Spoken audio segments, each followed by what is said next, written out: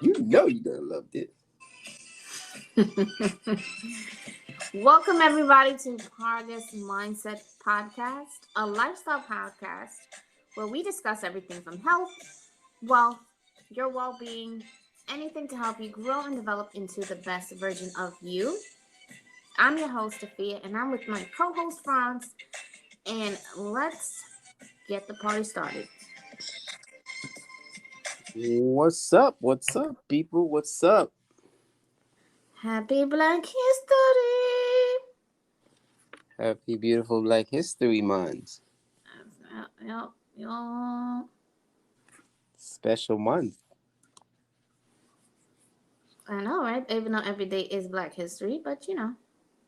Yes, we're making history every day. So how are you? How's everything? I'm good. I'm chilling out. You know, relaxing. Mm-hmm. It's good to relax. Mhm. It's my new year. You celebrating Chinese New Year? Yeah, every February 1st is my new year. That's my reset. I chilled through January. February 1st, I'm like, let's get it. So. Good. So January is just another month Mhm. for you. Yeah, it's time for me. I need to relax and chill out, and then February 1st, I'm ready. So mentally, you stuck on that. Mm-hmm. So every year. For how long have you been doing this? I don't know. I think for a while. Excuse me. Oh wow, it's kind of cool. Mm-hmm. Kind of cool to just to look at it that way. Cause at the end of the day, it's not. It's just a month. Mm-hmm. You know what I mean? It's just And a month. if you really think about it, what is time? What are days? What are Right. hours? What are calendars? They're made up. The almanac Mhm. system. You know, of course, there are some accuracies. Accuracies, but it's still made up. Yeah. To keep us worried and calculate time. Mm-hmm. To really look at it, because when Um. that's what the calendar does. Mm-hmm. But hmm, it's very helpful at the same time. Yeah. Absolutely. Helps you organize yourself um, and plan. Because imagine if you didn't really have days, you didn't have time. You just, oh yeah, I'll get to it when I get to it. It is what it is. Mm-hmm. So today, what happened? It's not all about me. What's up with you? Oh, I'm good. I'm good. That's Nothing good. much. Nothing new. Same old. Been working. Everything is good. No complaint over here. That's good. Yeah. All right, let's It's kick it off because you seem excited. Let's do it. yeah, but today, if you wanted to kick it off, start off the this Black History Month by recognizing some folks that's in history, but that you really don't hear much about. Mm-hmm. Because we hear a lot about Dr. King, Malcolm X, etc. A lot of the names, those guys are very, very important, and they deserve all their flowers. And any conversations that we may have about them, you know. But at the same time, we have a uh, tons and tons of other folks that made a difference, and some people just go, under the radar, and we probably never even heard of. Some of them we did, but you really have to do your research to even find them because we don't really talk about them as much. So I personally like to highlight a person that made that made a difference. Um, the person I would like to talk about is her name is Claudette Calvin. Just to give you a little detail story about her. 9 months before Rosa Parks refuses to give up her seat to a white passenger on a bus in Montgomery, Alabama. Mm-hmm. Uh, then this 15-year-old Claudette Calvin, she also did the same thing. Um, on March 2nd, 1955, Calvin was taking the bus home from, I guess she was in high school when so the driver of the bus asks her to get up and give up her seat um I guess to a white person. According to the NPR, Calvin refuses to give up her seat. She said she paid her fare and it was her constitutional right, but was then arrested by two police officers. But Calvin later became the main witness in the federal lawsuit Browder v. Gal, which ended the segregation on the public transportation in Alabama. So she definitely played a part and made a difference around the same park. But we know we always hear about Rosa Parks, how she refuses to give up her seat um, to a Caucasian person. So Mm-hmm. she also did the exact same thing. Because back in the day, we wasn't allowed to ride in the front of the bus. We had to sit in the back of the bus. So if you were sitting in the front of the bus and a white person come, you got to get up and give them your seat, just to give just to give a little touch up on how it used to be. And that wasn't even that long ago, Fia. That was Mm-hmm. 1955. To me, as fast as time goes, 1955 was not that long ago. So we tend to like be forgetful of how things were, and just because things are a little bit much more different now, we forget how hard things used to be. Especially you have people that's born in this generation or a little bit earlier. I would say in the late in the 2000s. A lot of them don't really know a lot about our history. Mm-hmm. It's very important for us to dig deep and teach those kids and those young folks about our history, because it seems like the the the the more times expired as we move more towards the future, they seem to want to like try to sweep a lot of the stuff that happened under the rug, as if things was always good, like as if we was always equal, as if we always had the same opportunity, as everybody else. And that's definitely not the case. So we can't never forget those things. Those are the things that built us and shaped us. You know what I mean? Mm-hmm. So what you got? Well, I'm going in a different route. Mm-hmm. Um, I am going in the literature route. So I have a poet. Right. His name is Paul Lawrence Dunbar. He was born in Kentucky to enslaved parents, before the Civil War and things like that. Right. But he always had an interest in, writing and literacy and things like that. He worked on his newspaper at 16 in his school and was part of like the literary society. Right. Um, his work was no was notarized by Harper's Weekly And he wrote novels, short stories. He wrote lyrics for a musical comedy in 1903, which was called The Indomini.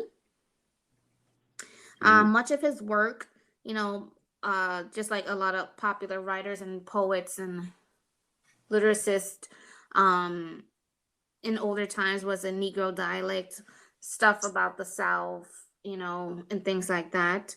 So it was much of his work was really just shedding light into the Negro experience, Mm-hmm. right? So, but unfortunately, he died at 33 from Wow.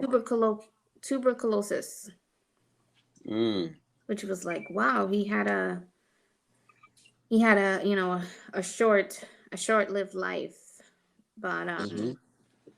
he's one of those people in literature that's back in the early 1900s and things like that, that was very notarized.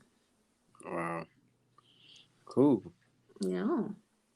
That is very interesting. Mhm. And as they say, it's sometimes it's not really about how long you live. It's the effects that you make, in life. The accomplishments that you have. And look at him. He was a young guy. Mhm. He was able to make a huge difference. And if you take people like Dr. King, Malcolm X, those guys, they didn't die old either. Mhm. But look, we're forever talking about them in the type of words and the plans that they had, stuff that they was talking about. Like, they was definitely, definitely ahead of their time. And, they live, they live a full life in such a short period of time.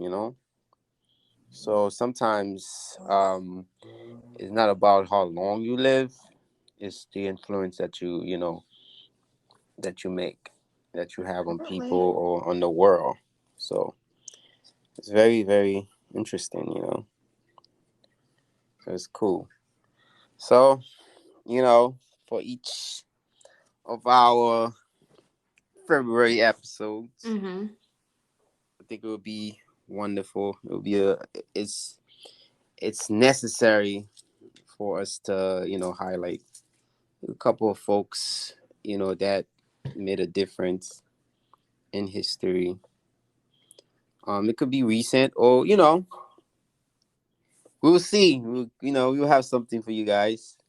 Mhm. But this is definitely the month, or whenever should be the time to highlight our peoples. But this is the month that we have to celebrate some of our greats, and then we will take the time for each episode of February to talk about some some leaders, some historians, people that made a difference.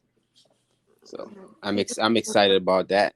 Yeah, they are very much the reason why we're here, and kind of a kickoff for our episode today. Hmm. So today we're really getting into the importance of coming together and building our own, and how we could just basically get more of, not, I don't want to say life, but just you could just get more out of life when you just come together, especially as minorities. Hmm. So what does that mean, right? So of course, when I think about Black history and historians and things like that, we cannot, and the subject that we're talking about right now, we cannot you know not help to think. Well, I cannot help to think about Gary, Indiana, and the Black Wall Street, right? Hmm. And how that was just an amazing time period for Black people, and how we just owned our own banks, we owned our own, it was just like our own community. We're working Hmm. together to help each other out. And I just think that's such a beautiful blueprint. right? We have, as a community, we like to complain, oh, I don't like going to the nail salon if this is, they're racist, the Chinese people, all this people at the supermarket, it's too expensive, it's too this. But like, if we could just, come together more often to create space for us, to create more opportunities for us, instead of complaining about why there aren't any jobs, why there aren't any representation. Right. um it'd be just better if we just help each other out. Mm-hmm. You're stronger together. By yourself. We see a lot of other, you know communities do that. It's like, Absolutely. why can't we come together? Why is it so hard for us to come together and really like build each other up? Right. you know and don't want to make it like a race thing, because it's not a race thing, because we should be like that as people, as humans. Mm-hmm. Each one teach one is very important. We all got somewhere. Yes, there's some people, they're self-made, no one taught them, they did it on their own. But in some ways, we've all had, someone that can help guide us into spaces that, to make us successful to where we are right now. Mm-hmm. And it could be something small. It could be somebody at work when you first got on that really took the time to train you. And because that training experience was so good, it just empowered you to do well at your job and excel.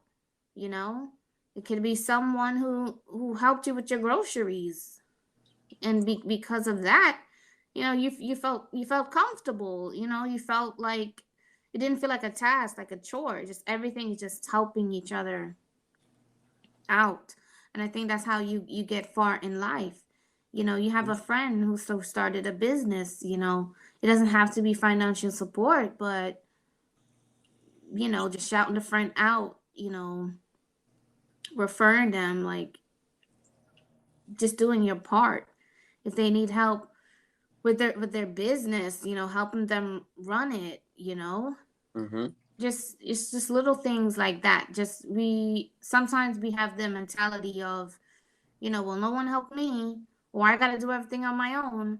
But Right. just think about the bigger picture. If you, let's say you're opening up a supermarket, right? Mm-hmm. I can't say, oh, that doesn't affect me. That's Frank's dream. I go to Stop and Shop regardless.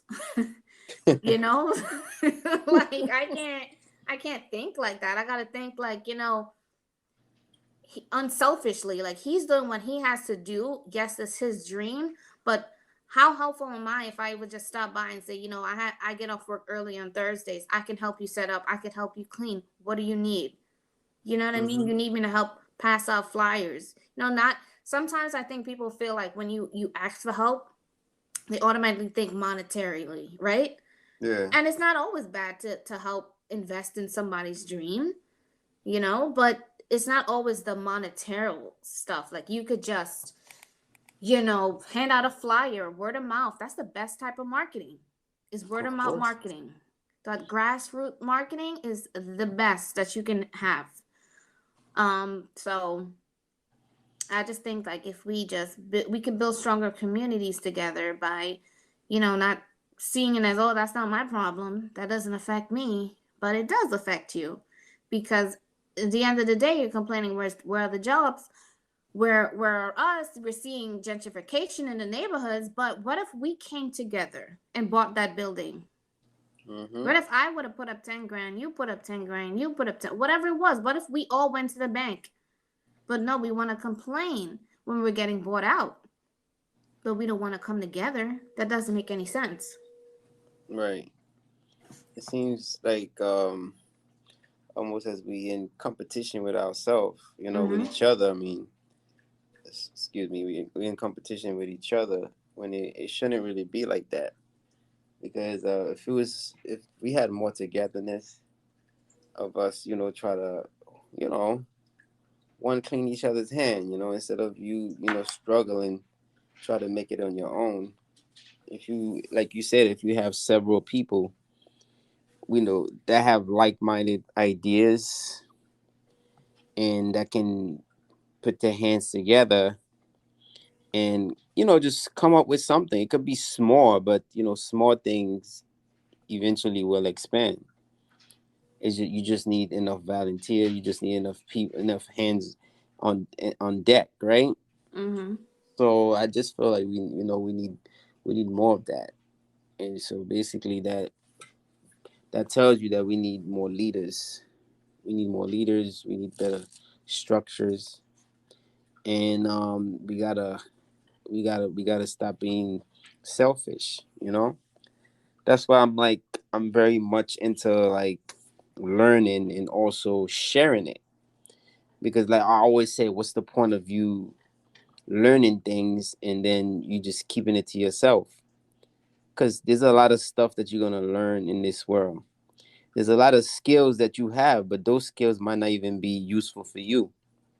You might be talented at it. You probably know a lot of information, but the information that you know is not all for you. Some of these informations are meant for you to spread, like to share with the next person. Maybe the idea that you have, you share with the next brother or sister, and they might take it and run with it and actually do something with it instead of just keep dreaming. Or maybe one day, or I do something. You know what I mean?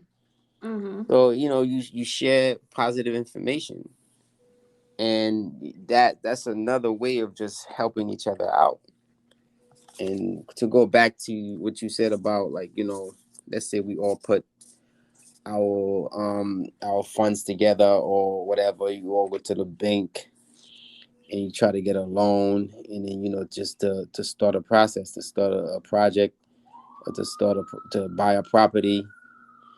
And in the long run, that can turn into something really, really big. Like I said, it might start small. You might not see you might not see uh, a return right away, but if you give it enough time, you will see a profit.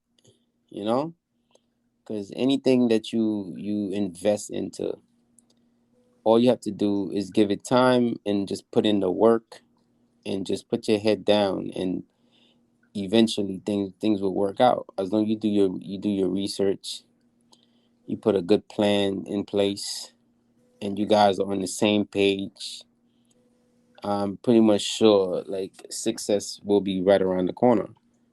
But Mm-hmm. you just have to begin, and by begin, you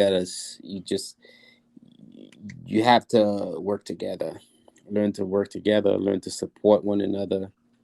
Like you said, if another person is doing something right, they have a business, they have something that's working for them, they can't make it work by themselves. They can't buy all their products. And if you that's in their community is not supporting them, is not showing them the love that they need, like how do you expect them to survive? You know how many restaurants, how many businesses that I see that just come and go, and it to be honest with you, in the beginning it looked like they had it all together. It looked like they had a good plan. The presentation is magnificent. But then 6 months down the road, I'm like, yo, what happened to that business? That restaurant was so nice. The people were so warm and welcoming. What happened to them? They don't make it. They don't make it because they're not getting, the support that they need. Or I can't just blame it. I don't blame it all on the people. It's possible that maybe that person just didn't stick it through or wasn't ready for the heat. But it's not all. I'm pretty much sure there's a lot of businesses in our community that didn't make it just because of the lack of support. Mm-hmm. So it's very, very good to invest into your community, and to be a difference maker, and just try to like try to have a different mindset, instead of believing that or things will never work, or I can't work with this person, we can't do nothing right, this and that, blah blah blah. Why don't you just try to think different?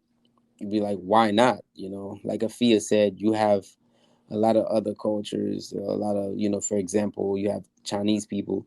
They learn to survive anywhere. They survive in the hood, they survive in the suburb. Wherever they go, they always have a plan. They find a way to make things happen because they are business thinking people. Like wherever they land, their business land. Like wherever they go, to guarantee that they're gonna survive because they work together and they look out for one another. So we for example as black people shouldn't be ashamed to be like, oh, you know, I want to like set up some black businesses, and I'm looking for some support from e- either black people. If you just be like, oh, I want to get, it's nothing wrong with that. You know, like Afia said, it's not a race thing because you have all the every other culture, everybody else have, you know, their own type of business and be like, oh, you know, this is Latino, you know what I mean, or this is Chinese, or this is Korean, this whatever. For example, nobody says anything and be like, oh, you know, why you gotta be a Chinese business, or why you gotta be this and that. But sometimes the minute that somebody have a business and they be like it's black owned or it's this and that, then some folks tend to have a problem with that. You know what I mean? And Mm-hmm. I don't think that's right because Yeah. it's not a race thing. You know, it's just you try to make things happen for yourself, and you know, whatever way you choose to do it. If you if that's the direction you choose to go, as giving it a name, that as saying that he's black on or whatever the case may be, there's really nothing wrong with that. You're not trying to like distance yourself from everybody just because you say it's black on. It doesn't mean that you don't want Caucasian people to support you, or you don't want, you know, you don't want Hispanic people, you don't want Chinese people, or um, Asian people, whatever people to support you. That's not the statement that you trying to make, or that's not the examples you're trying to set. So it's just a matter of us just learning to get along with each other, support one another, to lock arms, and then just, you know, just create more opportunities, because at the end of the day, you know, we have to take care of one another. We got to look Mm-hmm. out for each other, as a race, in general. We need to we need to do better, I think. So, I mean, because if you really think about it, like a win for one of us is a win for all of us. yep, We've all benefited from a win for somebody, right? Martin Luther King could have been like, I had a dream that one day me and my family yeah, in my house we will be free. But no, like he risked his life for all of us. yep, You know, Rosa Parks could have, yeah, you know, she was tired. She sat down for herself, mm-hmm, but she made a stand to say, you know, like, I know all of us are tired, yep, you know? So we can't think like, oh, that person, yeah, they're starting their own business or they have that dream or they want to get into politics, whatever there is, okay, whatever, that's them. But if you really think about a win for one of us is a win for all of us. yep, So if we would just have that mentality, then I think that we would have a better life instead of us always complaining, oh, you know, we can never get anywhere, you know? You know how, like, sometimes you think about the problem, but then you never think about the root? mm-hmm, I think that's probably what we need to do. Because, yes, they are forces against us. Yes, there are things against us, right? But is it really worth fighting to get into a corporation who don't want you in? What is that seat at the table going to do for you? right, When it going to be, isn't it going to be better when you create your own seat and now they're looking in? Because now they want to be a part of it? Because we know that's what happened. yep, Every time we get put on, they look over the gate like, what's going on over there? And now they want to be a part of what we're doing. right. So I just think if we really, just think about how strong we are, if we help one another, we can get so much further. Yeah, absolutely. Because sometimes it's the best way of having success is not like you said, is not focusing on yourself. Not making yourself the one that need that that opportunity that you're trying to create. Because most of like a lot of things, sometimes people tend to make a difference when they try to they tend to make a huge difference when when whatever it is that they're fighting for is for more than one person. It's Mm-hmm. for a community, or it's for the country, or whatever. For example, um this recent thing that's going on in the NFL, for example, with one of the coaches that he's taking a stand, and I'm quite sure that he know the stand that he's taking is gonna affect his career, right? He might never get a job in the field that he was currently coaching in, but the stand that he's taken is gonna create a platform for more opportunities for minority coaches, right? Mm-hmm.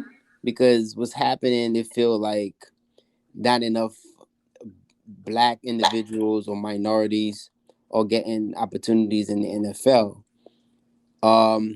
70% of the players are African American, and right now there's there's about 29 teams. Out of 29 teams, there's only one head black coach.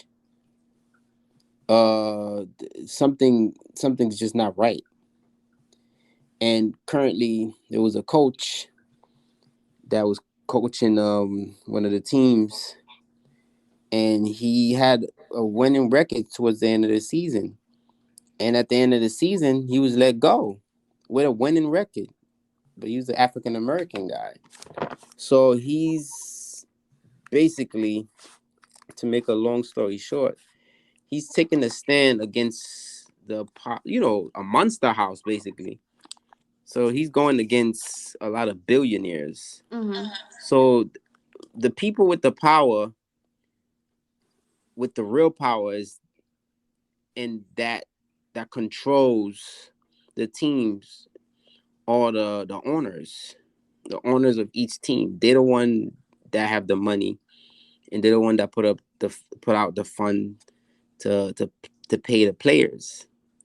So he's going against a powerhouse, and the stand that he's taking is most likely gonna affect his career. But this he's taking a stand, but the stand that he's taking is for the future, for future coaches, for other people to have an opportunity. He might not get a chance to coach again, but sometimes that's what it takes. You make a sacrifice for others. Mm-hmm. You know, that's just the way it is. Same thing happened to Kaepernick. He loves football. He wanted another opportunity to be a quarterback in the league, and he deserved it. But he never got another opportunity.